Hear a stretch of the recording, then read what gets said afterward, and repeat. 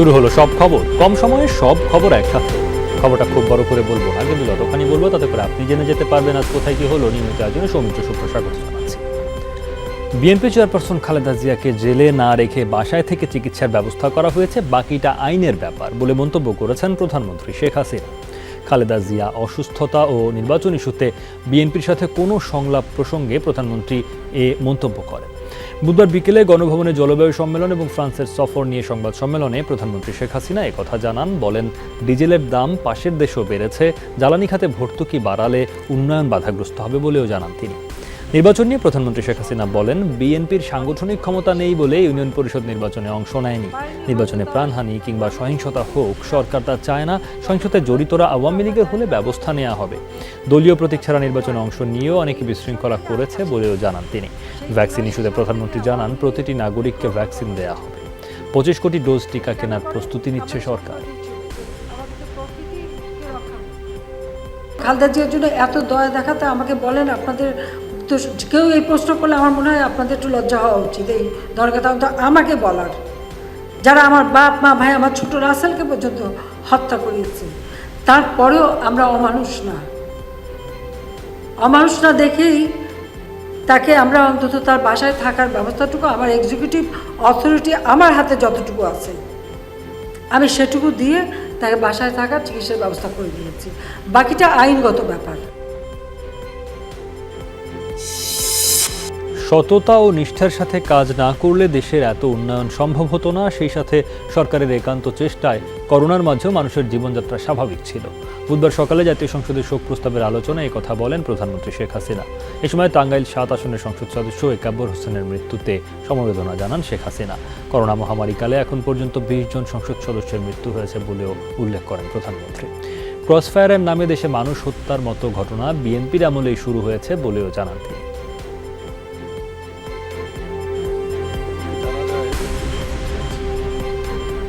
2001 সালে যখন নির্বাচন হলো বাংলাদেশে, সেই নির্বাচনে বিএনপির যে অত্যাচার নির্যাতন, মানুষ হত্যা করা, মেয়েদের উপর পাশবিক অত্যাচার করা, যেভাবে তারা সেই সময় মানুষ হত্যা করেছে, অপারেশন ক্লিন হার্টের নামে মানুষকে নির্বিচারে হত্যা করা। তাছাড়া আজকে ক্রসফায়ার নিয়ে তারা কথা বলে, ক্রসফায়ার শুরুই করলো বিএনপি।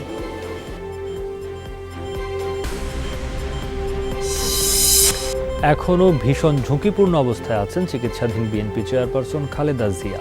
এভারকেয়ার হাসপাতালে গিয়ে খালেদা জিয়ার খোঁজ খবর নিয়ে একথা জানিয়েছেন নাগরিক ঐক্যের আহ্বায়ক মাহমুদুর রহমান মান্না। বলেছেন, নানা রোগে আক্রান্ত হওয়ায় খালেদা জিয়াকে উন্নত চিকিৎসার জন্য বিদেশে নেওয়া দরকার। অন্যদিকে পল্টনের দোয়া মাহফিলে রুহুল কবির রিজভী বলেছেন, বিদেশে নেয়ার অনুমতি না দিলে মানুষ রাজপথে নেমে সরকারকে জবাব দেবে। গত শনিবার হাসপাতালে ভর্তি হন খালেদা জিয়া। রোববার সকালে নেওয়া হয় সিসিইউতে। এখনও সিসিইউতেই আছেন বিএনপি চেয়ারপারসন। নিয়মিত লাগছে অক্সিজেন সাপোর্ট। সামাজিক সংগঠন, সিভিল সোসাইটি, যাদের মধ্যে একটু বিবেকের ব্যাপার আছে, তাদের সবার কাছে অ্যাপিল করি সেই রকম চাপ তৈরি করেন যাতে সরকার ফোর্থউইথ তাকে বাইরে পাঠাতে পারে। না হলে পরিণতি কি হবে আমি জানি না, এবং সেই পরিণতির জন্য এই সরকার দায়ী হবে। লক্ষ কোটি মানুষের হৃদয়ে আঘাত দিয়ে আপনারা যদি অমানবিক কোনো পথের দিকে এগিয়ে যান, কোটি কোটি মানুষ রাস্তায় নেমে এসে আপনাদের এই নির্দয় নির্মমতার বিরুদ্ধে উপযুক্ত জবাব দেবে। নির্বাচনী সহিংসতায় যশোর ও শরীয়তপুরে কয়েকজন আহত হয়েছেন। মঙ্গলবার রাতে যশোরের শার্শা উপজেলার বাগাঁচড়া ইউনিয়নে স্বতন্ত্র প্রার্থীর সমর্থকদের কুপিয়েছে দুর্বৃত্তরা। স্বতন্ত্র প্রার্থী আব্দুল খালেকের অভিযোগ, আনারস প্রতীকে নির্বাচনী প্রচারণা শেষে বাড়ি ফেরার পথে তারা হামলার শিকার হন। হামলায় বাগাঁচড়ার আব্দুল খালেক খতিব ও তার 2 সন্তান মুস্তাব ও সাজাদুলকে ধারালো অস্ত্র দিয়ে কোপানো হয়েছে। আহতরা জানান, নৌকা প্রতীকের ইলিয়াস কবির বকুল ও তার লোকজন তাদের উপর হামলা করেছে। পুলিশ বলছে, জড়িতদের ধরতে অভিযান চলছে। ইতিমধ্যে কয়েকজনকে আটক করা হয়েছে। শরীয়তপুরে একজনকে গুলি করে আহত করার অভিযোগ উঠেছে। শহরের প্রাণকেন্দ্র ডাকবাংলা মোড়ে এই ঘটনা ঘটেছে। আহত জাকির হোসেন কোতোয়াল শাহবাগ থানার সাবেক যুগ্ম আহ্বায়ক। আহত অবস্থায় ঢাকায় যাওয়ার পথে জাকির 3 মিনিট 55 সেকেন্ডের একটি ভিডিও বার্তায় জানান, ইউপি নির্বাচনকে কেন্দ্র করে তার ছোট ভাই মেহেদি হাসানকে কুপিয়ে আহত করে প্রতিপক্ষের লোকজন। এই ঘটনায় মামলা করতে গেলে তাকেও গুলি করা হয়।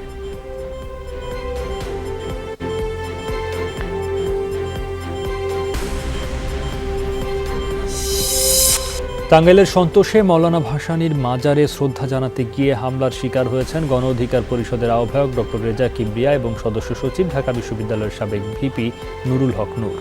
সংগঠনের সিনিয়র যুগ্ম আহ্বায়ক শাকিলুজ্জামান জানান, বুধবার দুপুরে মৌলানা ভাসানীর মাজারের কাছাকাছি পৌঁছালে ছাত্রলীগের নেতাকর্মীরা হামলা চালায়। এ সময় ডক্টর রেজা কিবরিয়া নূর সহ আহত হন বেশ কয়েকজন। প্রায় 40 মিনিট পর নেতাকর্মীদের পুলিশের গাড়িতে করে বের করে নেয়ার সময় ফের হামলা চালানো হয় বলেও জানান গণ অধিকার পরিষদের নেতারা। তবে হামলার অভিযোগ অস্বীকার করেছেন মৌলানা ভাসানী বিজ্ঞান ও প্রযুক্তি বিশ্ববিদ্যালয় শাখা ছাত্রলীগের নেতারা। অতিরিক্ত পুলিশ সুপার সরোয়ার হোসেন জানিয়েছেন, গণ অধিকার পরিষদের নেতারা মৌলানা ভাসানীর মাজারের কাছাকাছি পৌঁছানোর পর তাদের বাধা দেওয়া হয়। এ সময় তাদের সাথে ছাত্রলীগের ধাওয়া পাল্টা ধাওয়ার ঘটনা ঘটে। বিভিন্ন তার কর্মী সমর্থক নিয়ে আসছিল, সহ একটা মিছিল সহ আসছিল। এখন স্থানীয় যে ভার্সিটির ছাত্রলীগ যারা আছে তারা বাধা দিয়েছে, সে বাধা মানে নাই। তখন দুই পক্ষের ভিতরে ধাওয়া পাল্টা দেওয়া হয়েছে। নির্বাচন পরিচালনায় ব্যর্থতার দায় রয়েছে বর্তমান কমিশনের, আরও জোরালো ভূমিকা পালন করা দরকার ছিল ইসির, এমন মন্তব্য সাবেক সার্চ কমিটির এক সদস্য ও প্রস্তাবকারী দলের। আর্থিক দুর্নীতি হয়ে থাকলে বিচারের আওতায় আনার পরামর্শ তাদের, তবে গ্রহণযোগ্য ভোটের জন্য অন্যান্য দল ও ভোটারদেরও ভূমিকা রয়েছে বলে মনে করেন তারা। নতুন কমিশন গঠনের আগে আইন করা দরকার বলে মনে করে সাবেক সার্চ কমিটি ও আইনজ্ঞরা।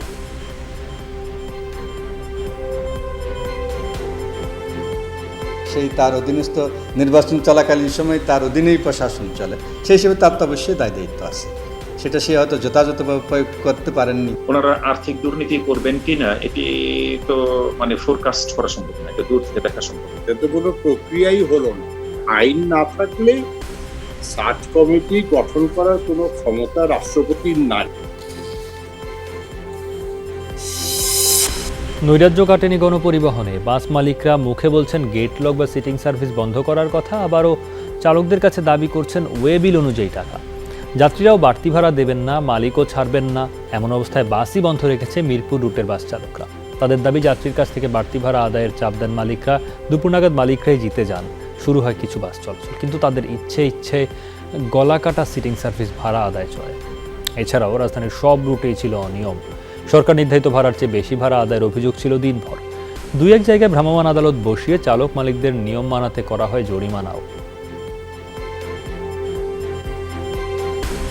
মহাখালীর কোনো গাড়ি পাচ্ছি না, রবরবও নাই, আলমক্কাও নাই। টাকা পয়সা নাই গিয়া অন্য জায়গাতে ঘুরে যাইতে পারবো, গাড়ির আশায় বসে রয়েছি। আমরা সাধারণ মানুষই ভুক্তভোগী। গতকালকে একটা ড্রাইভারের মধ্যে জেলে দিছে, আর কিছু ড্রাইভার প্যাসেঞ্জার মারামারি করছে। এর জন্য মিরপুরে একটা খুব হয়েছিল। গেট লক সিটিং, এটাকে সিটারি বলি আমি নিজে। এই গেট লক সিটিং বন্ধ হয়ে যাবে। এবারে হিসাব দিতে আইলে আমার বেতন থেকে ওরা টাকা দিয়ে দিত, হেরা 20 টাকা করে হিসাব করে নিয়ে নেয়। তেল, চিনি, ডাল সবই বিদেশ থেকে কিনতে হয়। আন্তর্জাতিক বাজারে দাম না কমলে দেশে দাম কমানো যাচ্ছে না বলে জানিয়েছেন বাণিজ্যমন্ত্রী টিপু মুনশি। বুধবার দুপুরে সচিবালয়ে বাণিজ্যমন্ত্রীর সাথে ইইউ নবনিযুক্ত রাষ্ট্রদূত চার্লস হুইটলির বৈঠকের পর ব্রিফিংয়ে কথা জানান তিনি। বলেন, এসব পণ্যের ওপর ভ্যাট কমানোর জন্য এনবিআরকে চিঠি দিলেও, চিনি আর পেঁয়াজের ওপর ভ্যাট কমালেও তেলের ওপর কমানো যায় না। সে বিষয়ে এনবিআরের সাথে যোগাযোগ করা হচ্ছে বলেও জানান বাণিজ্যমন্ত্রী। এ সময় ইউরোপীয় ইউনিয়নের নবনিযুক্ত রাষ্ট্রদূত জানান, ইইউ বাংলাদেশের বিভিন্ন খাতে বিনিয়োগ করতে আগ্রহী।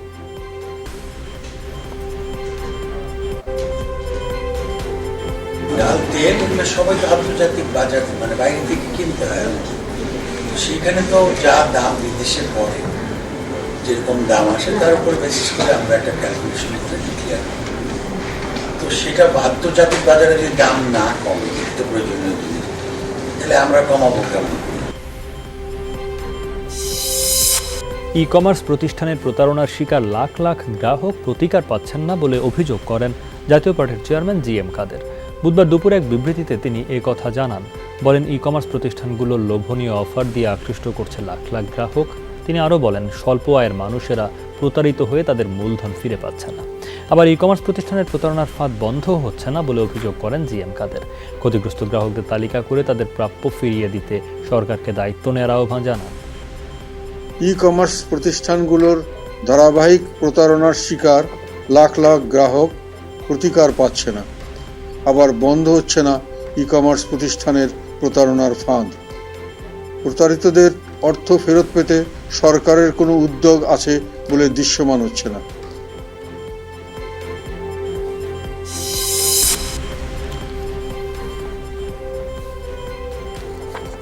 রেকর্ড বায়ু দূষণের মুখে ভারতের রাজধানী নয়াদিল্লি এবং আশপাশের রাজ্যগুলো অনির্দিষ্টকালের জন্য সব শিক্ষা প্রতিষ্ঠান বন্ধ ঘোষণা করেছে বাতাসের মান নির্ণায়ক কেন্দ্রীয় কমিশন CQAM। মঙ্গলবার গভীর রাতে 9 পৃষ্ঠা নির্দেশিকা প্রকাশ করে কমিশন। এতে বলা হয়েছে দিল্লি, হরিয়ানা, রাজস্থান ও উত্তরপ্রদেশে 21 নভেম্বর পর্যন্ত যেন অর্ধেক জনবল নিয়ে কাজ করে সরকারি দফতরগুলো। বেসরকারি প্রতিষ্ঠানগুলোকেও ওয়ার্ক ফ্রম হোম কার্যকরে উৎসাহ দিয়েছে কমিটি। কেউ রাস্তায় আবর্জনা বা নির্মাণ সামগ্রী জড়ো করলে জরিমানা করতে বলা হয়েছে। রেল, মেট্রো, প্রতিরক্ষা সংক্রান্ত কর্মকাণ্ড বাদ দিয়ে 21 নভেম্বর পর্যন্ত স্থগিত সব নির্মাণ ও ভবন ভাঙার কাজ। এদিকে বায়ু দূষণ মোকাবেলায় মুখোমুখি অবস্থানে দিল্লি ও ভারতের কেন্দ্রীয় সরকার। রাজধানী এবং আশপাশের রাজ্যগুলো অনির্দিষ্টকালের জন্য শিক্ষা প্রতিষ্ঠান বন্ধ এবং দফতরগুলোয় অর্ধেক জনবল নিয়ে কাজ করার নির্দেশনা জারি করেছে বাতাসের মান নির্ণায়ক কেন্দ্রীয় কমিশন CQAM। কিন্তু আজই সুপ্রিম কোর্টের শুনানি চলাকালে মোদী প্রশাসন সাফ জানিয়েছে সরকারি কর্মকর্তারা পাবেন না ওয়ার্ক ফ্রম হোম সুবিধা, কেননা মহামারীর লকডাউন চলাকালে এই ইস্যুতে গুনতে হয়েছে ক্ষয়ক্ষতি। বায়ু দূষণ মোকাবেলায় প্রতিদিনই বৈঠক হচ্ছে, তার উপর আদালত যখন পর্যবেক্ষণ দেয় সে সময় গুরুত্ব সহকারে নেওয়া দরকার। কেন্দ্রীয় এবং রাজ্য সরকারের মধ্যে বরাবরই মতপার্থক্য থাকে, সেই অনুসারে সরকারি কর্মকর্তাদের ওয়ার্ক ফ্রম হোম সুবিধা দিতে রাজি নই। কেন্দ্র সরকার কি তরফ সে সুপ্রিম সর্বোচ্চ আদালতে কেন্দ্রীয় সরকার যে হলফনামা পেশ করেছে তাতে দু ধরনের তথ্য উঠে এসেছে। সরকারের দাবি, দিল্লি এবং আশপাশের রাজ্যগুলোয় ভয়াবহ বায়ু দূষণের জন্য কৃষকদের খড়কুটো জ্বালানো 4% দায়ী, অথচ প্রতিবেদনের অন্য জায়গায় সংখ্যাটি 35 থেকে 40 ভাগ, স্পষ্টভাবে একটি পরিসংখ্যান। ফাইজার বায়োএনটেকের তৈরি করোনার ওষুধ প্যাক্সলোভিড বাংলাদেশ সহ 95টি দেশে সরবরাহ করতে পারবে জেনেরিক ওষুধ প্রস্তুতকারকরা। মঙ্গলবার আন্তর্জাতিক জনস্বাস্থ্য গোষ্ঠী মেডিসিনস পেটেন্ট পুল MPPর সাথে লাইসেন্স ভাগাভাগির আওতায় এই ঘোষণা দেয় মার্কিন ওষুধ প্রতিষ্ঠানটি। চুক্তি অনুসারে প্যাক্সলোভিড পিলটি প্রস্তুতকারকদের কাছে বিক্রি করবে ফাইজার, তবে নিম্ন আয়ের দেশগুলোয় ফর্মুলা বিক্রিতে রয়্যালটি নেবে না ফাইজার। সেক্ষেত্রে বাংলাদেশে বেশ কম দামে ওষুধটি পাওয়া যাবে। ফাইজার বলছে ওষুধটির পরীক্ষামূলক প্রয়োগে প্রাপ্তবয়স্ক রোগীদের হাসপাতালে ভর্তি বা মৃত্যুর ঝুঁকি 89% পর্যন্ত কমানোর প্রমাণ মিলেছে। এর আগে মলনুপিরাভির পেয়েছিল এমন লাইসেন্স, ওষুধটি এসেছে বাংলাদেশের বাজারেও।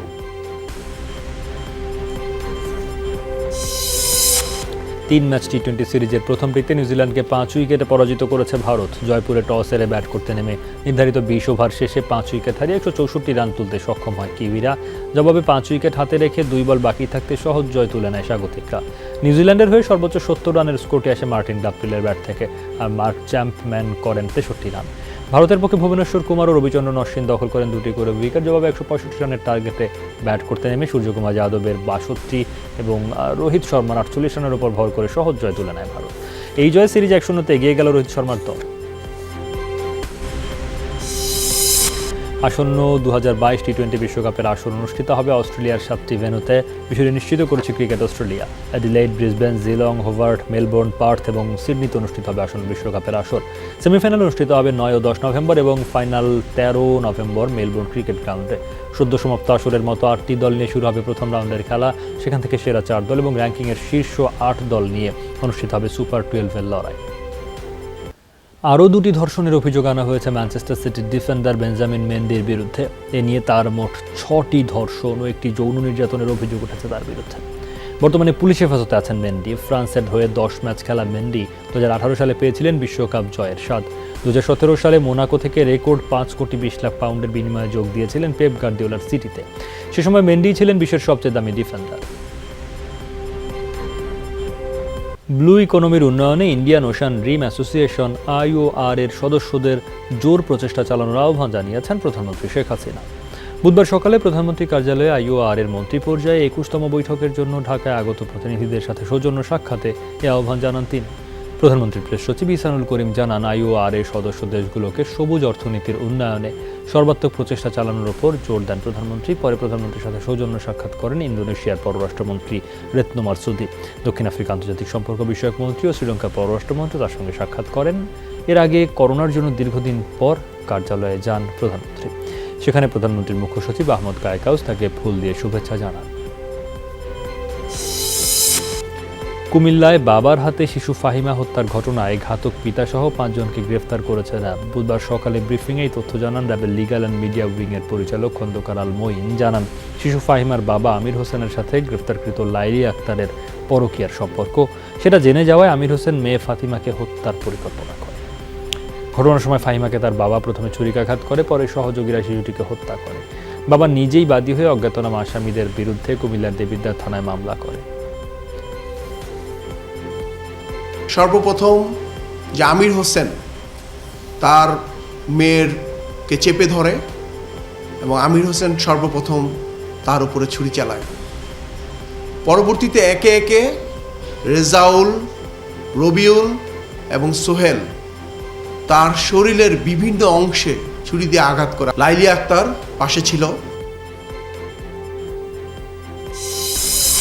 5 বছরের শিশু সানিকে হত্যার ঘটনায় মূল আসামি চান মিয়াকে গ্রেপ্তার করে ডিবি পুলিশ। আসামি চান প্রতিপক্ষকে ফাঁসাতে শ্যালিকার ছেলেকে ধর্ষণের পর হত্যা করে। বুধবার দুপুরে ডিএমপির মিডিয়া সেন্টারে সংবাদ সম্মেলনে এই তথ্য জানান ডিবি প্রধান AKM হাফিজ আক্তার। তিনি বলেন, 2019 সালের নভেম্বরের 9 তারিখে গুলিস্তান পার্ক এলাকায় বস্তাবন্দি অবস্থায় শিশুটির লাশ পাওয়া যায়। মামলা তদন্তে দেখা যায় চান মিয়া জুসের সাথে ঘুমের ওষুধ মিশিয়ে শিশুটিকে খাইয়ে নির্মমভাবে হত্যা করে। তার অনেকদিন ধরেই দ্বন্দ্ব। তার একটি স্বপ্ন ছিল ল্যাংড়া রাসেলকে সে একটি মার্ডার মামলায় ফাঁসাবে। ল্যাংড়া রাসেল তখন চান মিয়া তখন যে একজন প্রাপ্তবয়স্ক লোক মারার চেয়ে একটি শিশুকে মেরে তাকে যদি মামলায় ফাঁসানো যায় তাহলে সেটা বেশি সহজতর। প্রধানমন্ত্রীর দিক নির্দেশনায় দেশে শৃঙ্খলা ও সামাজিক শান্তি নিশ্চিত করেছে পুলিশ। এর ফলে বিদেশি বিনিয়োগ বাড়ছে, ব্যবসা বাণিজ্যের উন্নতি হয়েছে, এমনটা বলেছেন পুলিশ মহাপরিদর্শক বেনজির আহমেদ।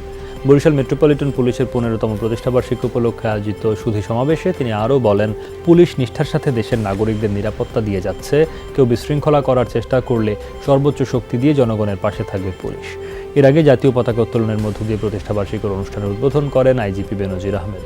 এ সময় নবনির্মিত এয়ারপোর্ট থানা ভবনেরও উদ্বোধন করেন তিনি। আমাদের দায়িত্ব হচ্ছে দেশের প্রতিটি মানুষের নিরাপত্তা দেওয়া, এবং আমরা কিন্তু বিগত সময়ে আমাদের সর্বোচ্চ সামর্থ্য এবং শক্তি দিয়ে আমাদের দেশের প্রতিটি সম্মানিত নাগরিক এবং রাষ্ট্রীয় সম্পত্তি, নাগরিকদের সম্পত্তি রক্ষা করার জন্য সর্বোচ্চ শক্তি নিয়ে আমরা সহায়তা করেছি। অর্থবছরের প্রথম 4 মাসে রফতানি আয় বেড়েছে 22% বেশি। কিন্তু আদৌ খুব কি বেড়েছে এই রফতানি? বিশ্লেষকরা বলছেন, করোনায় গেল অর্থবছরে রফতানি ছিল নাজুক অবস্থায়, ফলে সেই সময়ের সাথে তুলনা করে সঠিক চিত্র পাওয়া যাবে না। রফতানি আয় বাড়াতে চামড়া, পাট, হিমায়িত খাদ্যসহ অন্যান্য পণ্যে বহুমুখীকরণের তাগিদ তাদের। 19-20-এর অর্ধেকটা সময় আমরা কাটিয়েছি এই কোভিডের প্রবলেমে, প্রায় 1/3 একটা ইম্প্যাক্ট ছিল। 20-21-এ আরও খারাপ অবস্থা গেছে আমাদের। গ্রোথ কম্পারিজনটা হওয়া উচিত 18-19 অর্থ বছরের সাথে। 18-19 অর্থ বছরে যেখানে আমাদের এক্সপোর্ট ছিল অ্যারাউন্ড 35 বিলিয়ন বা 36 বিলিয়ন। যথেষ্ট পরিমাণে অর্ডারের চাহিদা রয়েছে, সুতরাং তারা এই দিক থেকে যে সমস্ত অর্ডারগুলো নিলে তাদের যথেষ্ট পরিমাণে তাদের মুনাফা থাকে, শ্রমিকদের ঠিকমতো মজুরি দেওয়া যায়, এই ধরনের অর্ডারগুলোকে গুরুত্ব দেওয়া। ভারতীয় মায়ের করা রিট আবেদনে পলাতক বাবা শাহিনুর নবী সহ শিশুকে রোববার বিকেল 3টায় হাইকোর্টে হাজির করার নির্দেশ দেওয়া হয়েছে। বুধবার সকালে বিচারপতি এম ইনায়েতুর রহিমের নেতৃত্বাধীন বেঞ্চ ডিএমপি কমিশনার ও গুলশান থানাকে তাদের খুঁজে বের করার নির্দেশনা দেয়। এর আগে 26 আগস্ট হাইকোর্ট আদেশ দেয় সন্তান মার কাছে থাকবে এবং বাবা চাইলে সপ্তাহে 3 দিন সন্তানকে তার কাছে রাখতে পারবে। পরে হাইকোর্ট শিশু সন্তানকে নিয়ে দেশ ত্যাগে বাবার নিষেধাজ্ঞা জারি করেছে। ঝালকাঠিতে তেলবাহী ট্যাঙ্কারে বিস্ফোরণের ঘটনায় দগ্ধ আরও 5 জন নিহত হয়েছেন। এ নিয়ে নিহতের সংখ্যা বেড়ে 6-এ দাঁড়ালো। নিহতরা হলেন শহীদ তালুকদার, মেহেদি হাসান, মোহাম্মদ রনি, আশিকুর রহমান, কামরুল ও রিপন শিকদার। তাদের বাড়ি বিভিন্ন জেলায়। মঙ্গলবার সন্ধ্যায় শেখ হাসিনা বার্নিং ইনস্টিটিউটে চিকিৎসাধীন অবস্থায় মারা যান তারা। এর আগে এই ঘটনায় প্রাণ গেছে আরও একজনের। শুক্রবার সুগন্ধা নদীতে সাগর নন্দিনী 3 নামে তেলবাহী জাহাজে বিস্ফোরণের ঘটনা ঘটে। গুরুতর অবস্থায় দগ্ধ 9 শ্রমিককে উন্নত চিকিৎসার জন্য ঢাকার শেখ হাসিনা বা ইনস্টিটিউটে ভর্তি করা হয়েছিল। বর্তমানে হাসপাতালে চিকিৎসা নিচ্ছেন বাকি 3 জন। এই ঘটনায় 3 সদস্য বিশিষ্ট তদন্ত টিম গঠন করেছে পদ্মা অয়েল কোম্পানি। মূলত পদ্মা অয়েল কোম্পানির তেল বহন করছিল ট্যাঙ্কারটি। হতাহতের ঘটনায় কোনো মামলা হয়নি।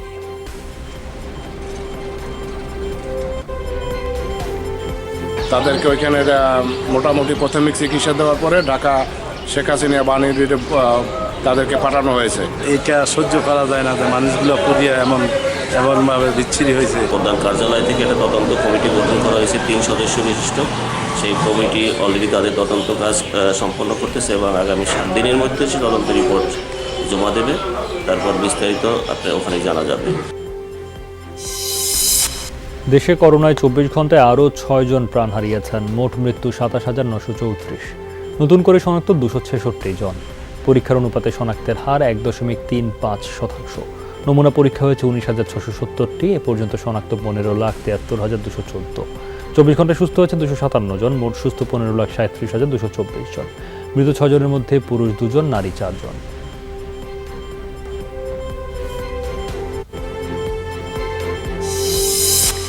সবার জন্য করোনার ভ্যাকসিন আরও সহজলভ্য ও এর বৈষম্য দূর করতে IORA সদস্য দেশগুলোর প্রতি আহ্বান জানিয়েছে বাংলাদেশ। IORA সদস্যভুক্ত 12টি দেশের প্রতিনিধি দলের 2 দিনের কাউন্সিল শেষে আয়োজিত এক সংবাদ সম্মেলনে এই তথ্য জানান পররাষ্ট্রমন্ত্রী ডক্টর AK আব্দুল মোমেন। তিনি বলেন, কাউন্সিলে আমেরিকা, চায়না সহ ভ্যাকসিন উৎপাদনকারী দেশগুলোর প্রতি আহ্বান জানানো হয় এশিয়া ও আফ্রিকার জন্য ভ্যাকসিনের সুলভ মূল্য রাখার জন্য। ভারতীয় মহাসাগরকে কেন্দ্র করে অর্থনীতি জোরদার করার জন্য প্রস্তাব রাখা হয় কাউন্সিলে। ইন্ডিয়ান ওশান রিম অ্যাসোসিয়েশন বা IORA এর পরবর্তী সভাপতি দেশ হিসেবে বাংলাদেশ ঢাকায় 21তম IORA কাউন্সিল অব মিনিস্টার্স বৈঠকের আয়োজন করে।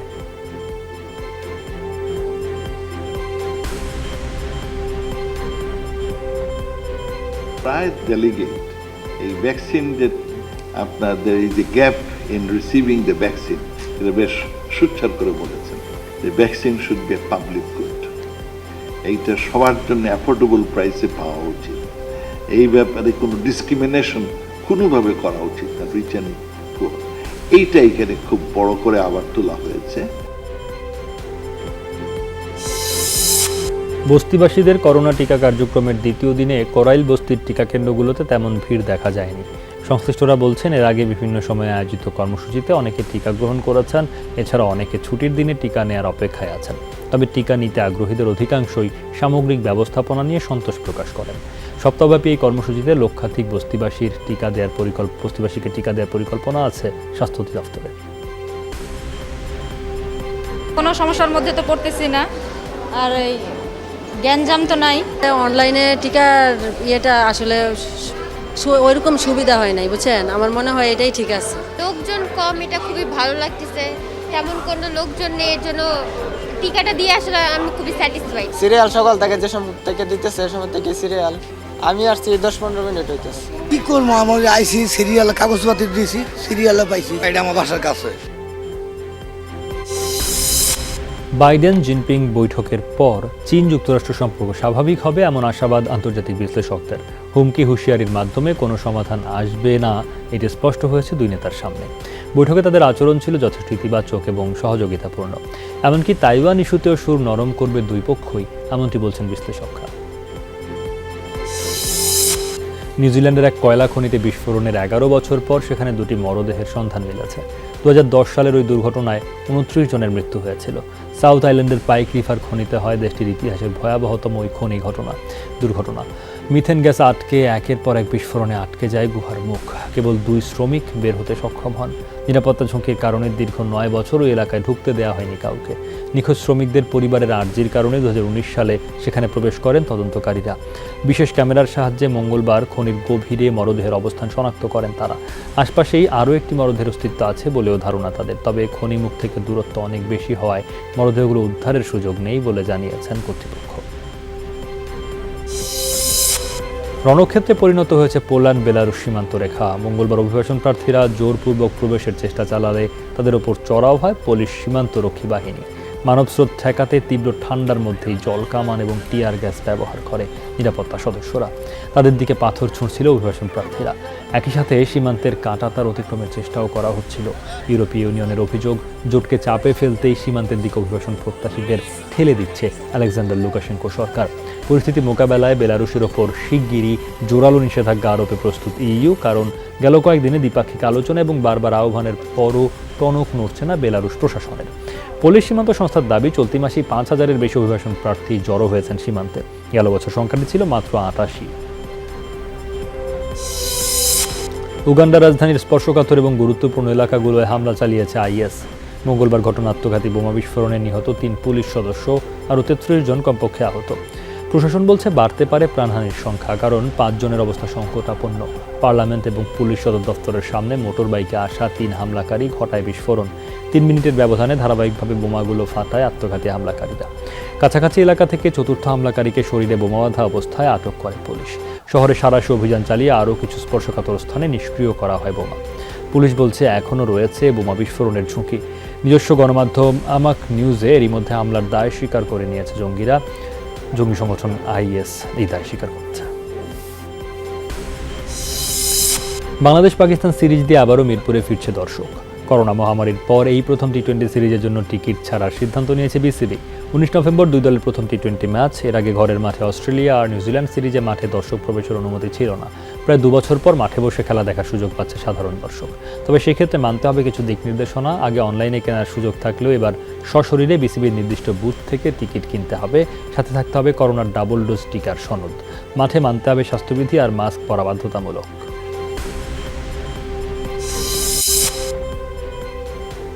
ইংল্যান্ডের বিপক্ষে অ্যাশেজ সিরিজকে সামনে রেখে প্রথম 2 টেস্টের জন্য টিম পেইনকে অধিনায়ক করে 15 সদস্যের দল ঘোষণা করেছে ক্রিকেট অস্ট্রেলিয়া। প্রায় 2 বছরের বেশি সময় পর দলে ফিরেছেন উসমান খাজা। তিনি অস্ট্রেলিয়ার শোফিল্ড শিল্ডে প্রায় 68 গড়ে করেছেন 404 রান। প্রধান নির্বাচক জর্জ বেইলি জানিয়েছেন ডেভিড ওয়ার্নারের সাথে ওপেনিংয়ে নামবেন মার্কাস হ্যারিস। 8 ডিসেম্বর ব্রিসবেনে শুরু হবে অ্যাশেজ সিরিজের প্রথম টেস্ট। 15 সদস্যের অস্ট্রেলিয়া দলের বাকি সদস্য হলেন Pat Cummins, Cameron Green, Josh Hazlewood, Travis Head, Marnus Labuschagne, Nathan Lyon, Michael Neser, Jhye Richardson, Steven Smith, Mitchell Starc ও মিচেল সোয়েবসন। আইসিসির ক্রিকেট কমিটির চেয়ারম্যান হিসেবে ভারতের কিংবদন্তি স্পিনার অনিল কুম্বলের স্থলাভিষিক্ত হলেন বিসিসিআই সভাপতি সৌরভ গাঙ্গুলি। বুধবার এই খবর নিশ্চিত করে আইসিসি। এর আগে এই পদে ভারতের সাবেক লেগ স্পিনার অনিল কুম্বলে দায়িত্ব পালন করেছেন 9 বছর। আইসিসির ক্রিকেট কমিটির চেয়ারম্যান হিসেবে সৌরভ গাঙ্গুলিকে স্বাগত জানিয়েছেন আইসিসি চেয়ারম্যান গ্রেগ বার্কলে। তিনি আশা করেন একজন সেরা ক্রিকেটার এবং প্রশাসক হিসেবে সৌরভ গাঙ্গুলির অভিজ্ঞতা ক্রিকেটকে আরও উন্নয়নশীল করতে সহযোগিতা করবে। নীলফামারীর সৈয়দপুর বিমানবন্দরে অল্পের জন্য রক্ষা পেলেন নভোএয়ারের 70 জন যাত্রী। ঢাকা থেকে ছেড়ে আসা বিমানটি বুধবার সন্ধ্যা 6:50 সৈয়দপুর বিমানবন্দরের রানওয়েতে নামার পরপরই নোজ হুইল বাঁকা হয়ে যাওয়ায় সেখানেই থেমে যায়। তবে অক্ষত রয়েছেন সকল যাত্রী। এই ঘটনার পর থেকে ঢাকা সৈয়দপুর রুটে বিমান চলাচল বন্ধ রাখা হয়েছে। ত্রুটিপূর্ণ চাকাটি মেরামতে কাজ করছে সংশ্লিষ্ট কর্তৃপক্ষ। রাজধানীর গুলশানে রিকশা ও প্রাইভেট কারে ধাক্কা দিলেন এক মদ্যপ চালক। এতে রিকশা চালক সহ 2 জন আহত হয়েছেন। প্রত্যক্ষদর্শীরা জানান বুধবার রাত 8টার দিকে গুলশান 2 মোড়ের পাশে একটি প্রাইভেট কার আচমকা এসে একটি রিকশাকে সজোরে ধাক্কা দেয়, পরে আরেকটি প্রাইভেট কারকেও ধাক্কা দেয়। তখন আশপাশের লোকজন এসে গাড়িটি থামায়। তখন ওই প্রাইভেট কারটির ভেতর থেকে 2 নারী ও 1 যুবক বের হয়ে আসেন, যাদের সবাই বেশ মাতাল ছিলেন বলে জানিয়েছেন প্রত্যক্ষদর্শী ও পুলিশ। ঘটনায় গুরুতর আহত হয়েছেন রিকশা চালক। তাকে গুলশানের শাহাবুদ্দিন মেডিকেলে ভর্তি করা হয়েছে। পুলিশ জানায় অভিযুক্ত 3 জন দুর্ঘটনার পর গাড়ি ফেলে পালিয়েছে। তবে তাদের গাড়ি ও কাগজপত্র জব্দ করা হয়েছে। এ নিয়ে কেউ অভিযোগ করলে আইনগত ব্যবস্থা নেওয়া হবে।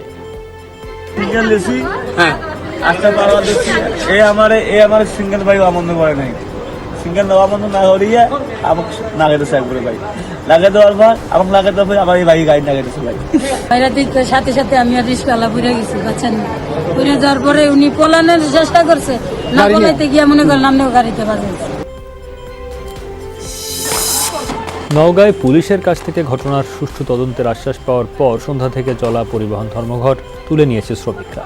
সন্ধ্যায় এক শ্রমিকের আটককে কেন্দ্র করে পুলিশ শ্রমিক সংঘর্ষ, ধাওয়া, পাল্টা ধাওয়া ও গাড়ি ভাঙচুরের ঘটনা ঘটে।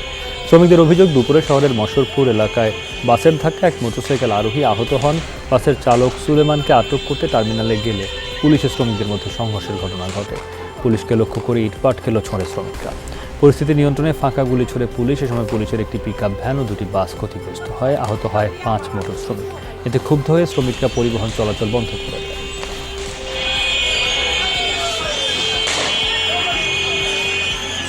বুলেট মারতে ফায়ারিং করেছে, গুলিও করছে স্যার, গুলিও করছে এবং লাঠি চার্জ।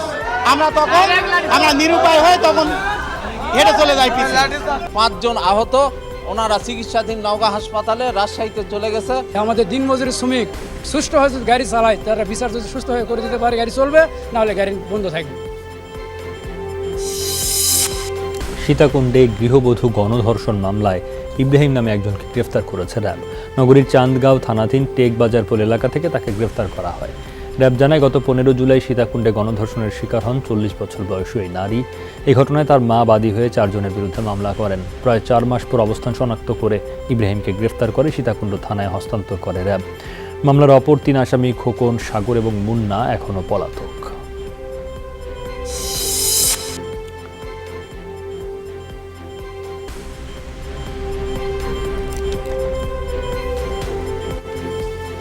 বাহাত্তর ঘন্টার পর ধর্ষণ মামলা করা যাবে না এমন কোনো পর্যবেক্ষণ নেই রেইনট্রি হোটেলের ধর্ষণ মামলার লিখিত রায়ে সোমবার পূর্ণাঙ্গ রায়ের কপি প্রধান বিচারপতি ও আইন মন্ত্রণালয়ে পাঠানো হয়েছে।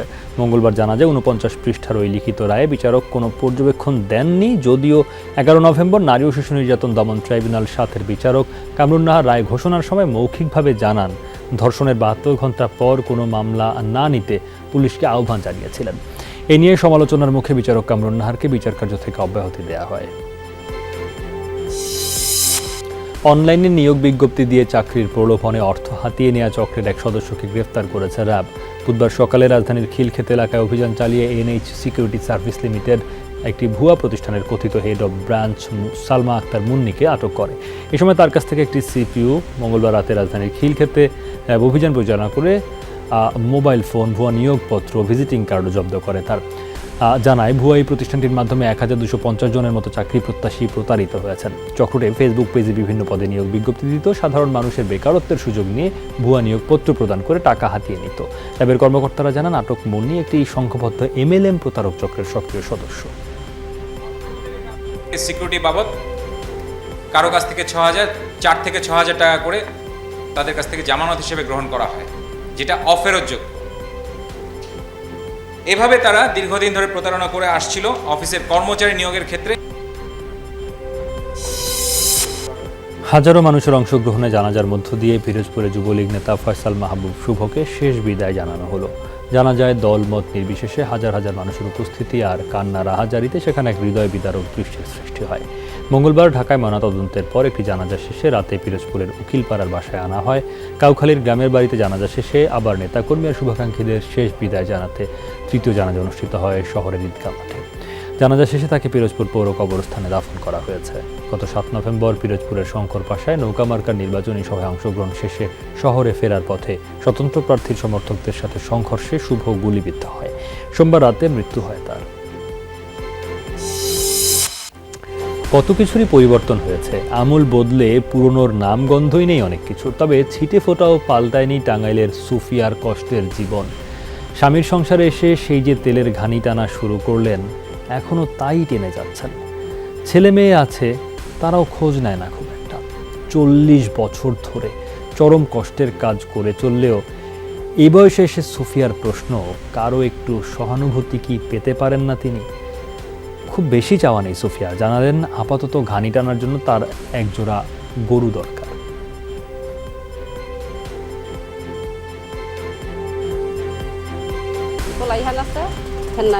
খাবার টাবার দেয় না, এক পোলা বিয়া করেছে আর এক পোলা ছোট, কামাই গুজারিতা গয় না।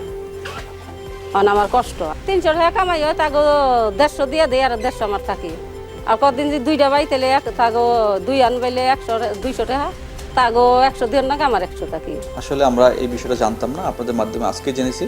আমরা অতি দ্রুত তার আর্থিকভাবে যে সে সচ্ছল হতে পারে এবং তার জন্য অমানবিক কষ্ট না করতে হয় সে ব্যবস্থা আমরা দ্রুত করব। মোংলা বন্দরের পশুর চ্যানেলের হারবাড়িয়া এলাকায় কয়লাবাহী বাল্কের জাহাজ ডুবির ঘটনায় বুধবার দুপুরে 3 সদস্যের তদন্ত কমিটি গঠন করেছে মোংলা বন্দর কর্তৃপক্ষ। আগামী 3 কার্যদিবসের মধ্যেই কমিটিকে তদন্ত প্রতিবেদন জমা দিতে বলা হয়েছে। এর আগে মঙ্গলবার রাতে ডুবে যাওয়া বাল্কের জাহাজের চালক মহিউদ্দিন ও নুর ইসলাম নামের 2 জনের মরদেহ উদ্ধার করে কোস্টগার্ড। সোমবার রাতে মোংলা বন্দরে বিদেশি বাণিজ্যিক জাহাজের ধাক্কায় প্রায় 350 মেট্রিক টন কয়লা নিয়ে একটি বাল্কের জাহাজ ডুবে যায়। এতে জাহাজটিতে থাকা 5 জন নিখোঁজ হন। তাদের যে মাস্টাররা থাকে তাদের অনেক সময় কোয়ালিফিকেশন থাকে না। তো এই বিষয়গুলি সংশ্লিষ্ট প্রত্যেকেরই আমাদেরকে এই ব্যাপারে আরও কঠোর এবং সজাগ হতে হবে, আদারওয়াইজ আমরা এগুলিকে বন্ধ করতে পারি এবং যদি বন্ধ না করতে পারি চ্যানেলের জন্য এটা একটা বড় ধরনের হুমকি হবে। সাভারের আশুলিয়ায় শীতার্তদের মাঝে কম্বল বিতরণ করা হয়েছে। বুধবার বিকেলে আশুলিয়া ইউনিয়নের 9টি ওয়ার্ডে পর্যায়ক্রমে প্রায় 2000 জনের মাঝে কম্বল বিতরণ করেন আওয়ামী লীগের সাবেক ধর্ম বিষয়ক উপকমিটির সদস্য রাজু আহমেদ। তিনি বলেন, যে কোনো দুর্যোগে মানুষের পাশে থাকবে আওয়ামী লীগ। কম্বল বিতরণের সময় উপস্থিত ছিলেন দলের অন্যান্য নেতাকর্মীরা।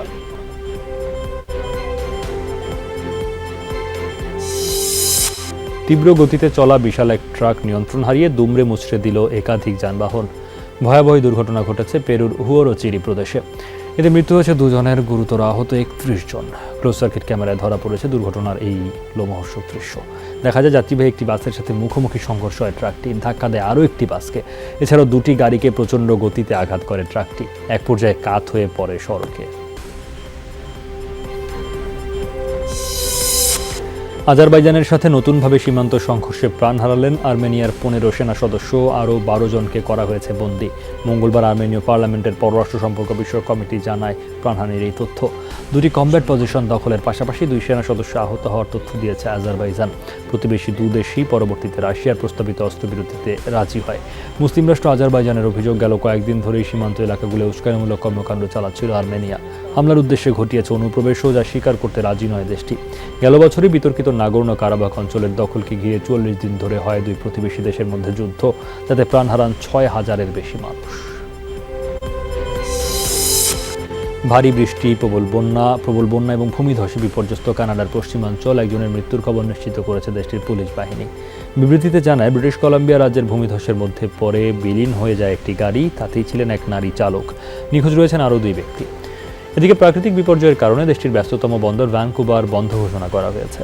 এই বন্দরে প্রতিদিন $44 কোটি পণ্য আমদানি রপ্তানি হয়, যেগুলোর মধ্যে রয়েছে শস্য, কয়লা, গাড়ির মতো প্রয়োজনীয় পণ্য। বন্যার কারণে ভ্যানকুভার থেকে পরিচালিত 2টি রেল রুটে বন্ধ রয়েছে ট্রেনের চলাচল।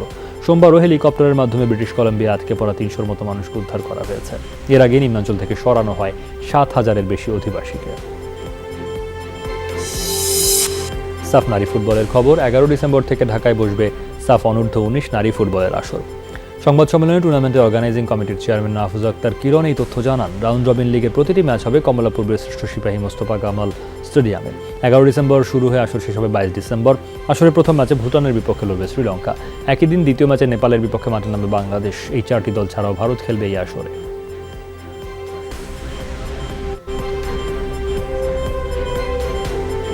যেহেতু বাংলাদেশ হোস্ট করছে, সেহেতু বাংলাদেশ যেন সেটা সম্মানের সাথে করতে পারে, এই সব কিছু নিয়ে ডিসকাস করা ছিল। আর আমাদের বাজেট অ্যাপ্রুভাল ছিল, সেটাও আমরা করেছি। আর ফিকচার আপনাদেরকে যখন প্রেস রিলিজ দিবে তখন আপনাদেরকে দিয়ে দেওয়া হবে। শিরোপা দৌড়ে টিকে থাকার লড়াইয়ে আবাহনীকে 4-0 গোলে হারিয়েছে মোহামেডান। ম্যাচের শুরুতেই এগিয়ে যায় মোহামেডান। ম্যাচের 5 মিনিটে 2016 রিও অলিম্পিকে আর্জেন্টিনার হয়ে স্বর্ণজয়ী জোয়াকিন মেনিন মোহামেডানকে এগিয়ে নেন। দ্বিতীয় কোয়ার্টারে কোনো দলই গোল করতে পারেনি। তৃতীয় কোয়ার্টারে তাসওয়ার আব্বাসের গোলে লিড বাড়িয়ে নেয় মোহামেডান। আর চতুর্থ কোয়ার্টারে আবাহনীর জালে আরও 2 গোল করে মোহামেডান। রাজীবের গোলে ব্যবধান বাড়ানোর সাথে সাথে মেনিনের দ্বিতীয় গোলে বড় জয় নিয়ে মাঠ ছাড়ে মোহামেডান। 3 ডাচ খেলোয়াড় দলে ভিড়িয়েও পরাজয় রুখতে পারল না আবাহনী। কক্সবাজারে অবসরপ্রাপ্ত মেজর সিনহা হত্যা মামলার 7ম দফায় তৃতীয় দিনের মতো সাক্ষ্য গ্রহণ শেষ হয়েছে। বুধবার সকাল 10টার দিকে জেলা ও দায়রা জজ মোহাম্মদ ইসমাইলের আদালতে সাক্ষ্য গ্রহণ শুরু হয়। মঙ্গলবারের অসমাপ্ত সাক্ষী মামলা তদন্তকারী কর্মকর্তা সহকারী পুলিশ সুপার মোহাম্মদ খায়রুল ইসলামকে জেরার মধ্য দিয়ে বিচারিক কার্যক্রম শুরু হয়। এই মামলায় 83 জন সাক্ষীর মধ্যে 64 জনের সাক্ষ্য গ্রহণ সম্পন্ন হয়েছে। এর আগে ওসি প্রদীপ সহ 15 জন আসামিকে কড়া নিরাপত্তা ব্যবস্থায় আদালতে নেওয়া হয়। সর্বস্তরের মানুষের শ্রদ্ধা আর ভালোবাসায় চিরনিদ্রায় শায়িত হলেন মুক্তিযুদ্ধের অন্যতম সংগঠক কুমিল্লার প্রবীণ আওয়ামী লীগ নেতা আফজল খান। বিদায়কালে দলীয় নেতাকর্মী সহ সাধারণ মানুষ বর্ষিয়ান এই রাজনীতিবিদের জানাজায় অংশগ্রহণ করেন। এর আগে লাশবাহী অ্যাম্বুলেন্সে প্রধানমন্ত্রী, কেন্দ্রীয় আওয়ামী লীগ, জেলা প্রশাসন ও পুলিশ প্রশাসন এবং বিভিন্ন সংগঠনের পক্ষে শ্রদ্ধাঞ্জলি নিবেদন করা হয়। বুধবার দুপুরে নগরীর টাউন হল মাঠে অনুষ্ঠিত হয় দ্বিতীয় জানাজা।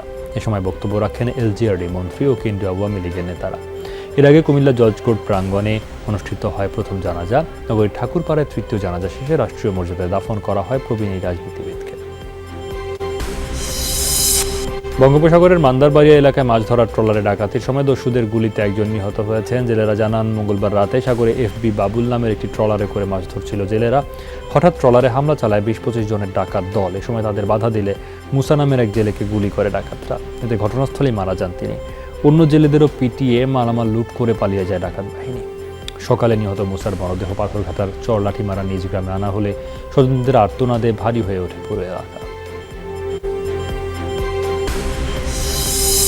রোহিঙ্গাদের জন্য জাতিসংঘের শরণার্থী সংস্থা UNHCR এর পাঠানো বিভিন্ন মালামাল নিয়ে ভাসানচরে পৌঁছাচ্ছে নৌবাহিনীর 2টি জাহাজ। বুধবার দুপুরের দিকে ভাসানচরে পৌঁছায় টুনা ও তিমি নামের জাহাজ দুটি। পরে বিডিআরসিএস এর তত্ত্বাবধানে তা ওয়্যার হাউসে নেয়ার কাজ শুরু হয়। রোহিঙ্গাদের জন্য পাঠানো মালামালের মধ্যে রয়েছে স্লিপিং ম্যাট, কম্বল, প্লাস্টিক ত্রিপল, solar lamp, kitchen set, female hygiene kit, jute bag, বালতি, সাবান সহ বিভিন্ন সামগ্রী।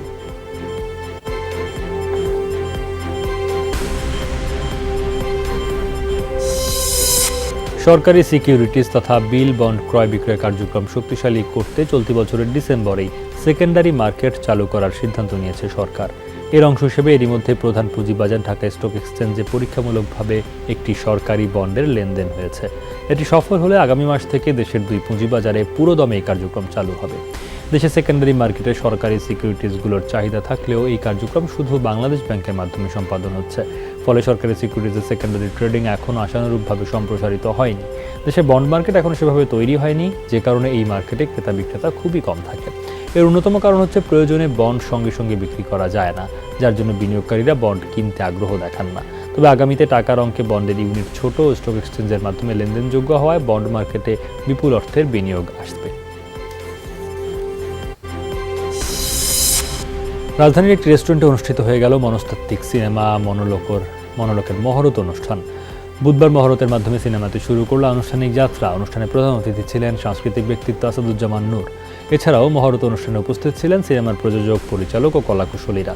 স্বাধীন বাংলাদেশের অভ্যুদয়, স্বাধীনতার উত্তর রাজনৈতিক প্রবাহ নিয়ে নির্মাণ করা হবে চলচ্চিত্রটি। সিনেমা অভিনয় করছেন নিপুণ, ফজলুর রহমান বাবু, দীপা খন্দকার, সৌম্য চৌধুরী, এম এ বারী সহ আরও অনেকে। অভিশংসনের হাত থেকে অল্পের জন্য রক্ষা পেলেন চিলির প্রেসিডেন্ট সেবাস্তিয়ান পিনেরা। মঙ্গলবার আইন প্রণেতাদের ভোটাভুটির পর প্রেসিডেন্ট পদে তার বহাল থাকার বিষয়টি নিশ্চিত হয়। দেশের আসন্ন জাতীয় নির্বাচনের কথা মাথায় রেখে এই সিদ্ধান্ত নেন অনেকে। এছাড়াও এতে দেশের পরিস্থিতি অস্থিতিশীল হয়ে পড়ার আশঙ্কাও তাদের। অভিশংসন নিশ্চিতে ভোট প্রয়োজন ছিল 29টি, তবে এর পক্ষে ভোট দেন 24 জন আইন প্রণেতা এবং বিপক্ষে ভোট দেন 18 জন। ফলে এই দফায় রক্ষা পেলেন চিলির এই নেতা। অভিশংসিত হলে 5 বছরের কারাদণ্ড হবার আশঙ্কাও ছিল তার। এর আগে খনি কোম্পানি বিক্রিতে অনিয়ম ও দুর্নীতির অভিযোগ ওঠে এই নেতার বিরুদ্ধে। এরপরই তার পদত্যাগ দাবিতে সরব হয় দেশটির জনগণ।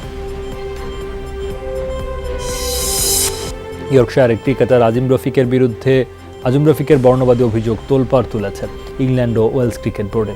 মঙ্গলবার তার অভিযোগের আওতায় করা এক সংসদীয় সভায় রফিক তার প্রতি অমানবিক বর্ণবাদী আচরণের বর্ণনা দেন, সাথে সকলকে মনে করিয়ে দেন কাউকে পাকি বলা বা বর্ণবাদী মন্তব্য করা কখনো কোনো আড্ডার বিষয়বস্তু হতে পারে না। এর আগে ইয়র্কশায়ারের মাঠকে আন্তর্জাতিক ম্যাচের ভেন্যু তালিকা থেকে বাতিল করা হয়েছে।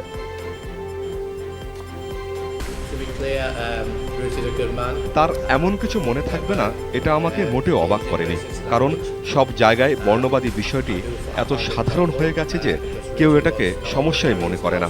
তারা বিভিন্নভাবে আমাদের অসম্মান করত। সারাক্ষণ পাখি বলা বা আমাদের আলাদা করে অন্য কোথাও বসতে বলা, এ সব কিছুই খুবই সাধারণ ছিল। এমনকি কোচিং স্টাফদের সামনে এইসব হলেও তারা চুপ থাকত।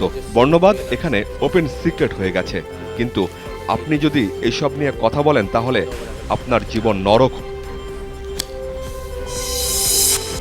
প্রায় $3.5 কোটি বিক্রি হলো ফিদা কালোর আঁকা নিজ প্রতিকৃতি। মঙ্গলবার যুক্তরাষ্ট্রের নিউ ইয়র্কে আয়োজিত এক নিলামে চিত্রকর্মটি তোলা হয়। এর ফলে লাতিন আমেরিকার ইতিহাসে সর্বোচ্চ দামে বিক্রি হওয়া শিল্পকর্মের রেকর্ড গড়ল দিয়েগো ইও নামের ছবিটি। টাকার হিসাবে যা প্রায় 300 কোটি। নিলামের আয়োজন করে জনপ্রিয় প্রতিষ্ঠান সোথবি। একে ফিদা কালোর অন্যতম কাজ হিসেবে আখ্যা দেয় প্রতিষ্ঠানটি। 20 শতাব্দীর জনপ্রিয় শিল্পী ফিদা কালো আত্মপ্রতিকৃতি আঁকার জন্য তিনি বিখ্যাত।